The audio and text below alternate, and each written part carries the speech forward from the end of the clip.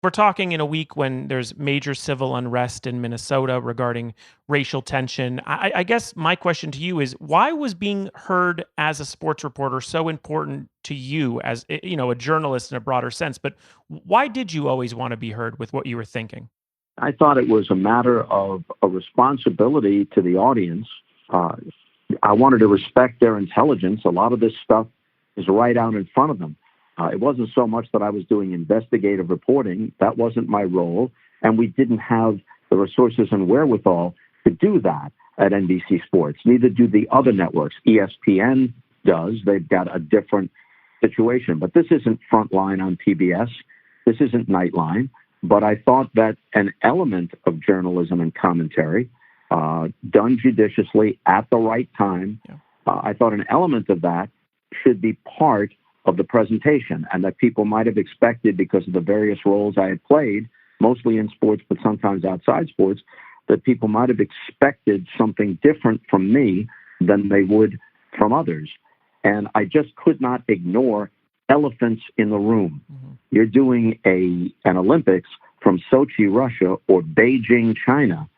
It's impossible not to acknowledge that these are authoritarian states. It's impossible not to acknowledge when political differences and long simmering national and ethnic resentments overlapped into the Olympics. No matter how wonderful the Olympics may be overall, 95% or more of it should just be about the joy of the competition and the drama and the human emotion. Mm-hmm. But anyone who thinks that the Olympics have ever been free of politics might as well be living on another planet.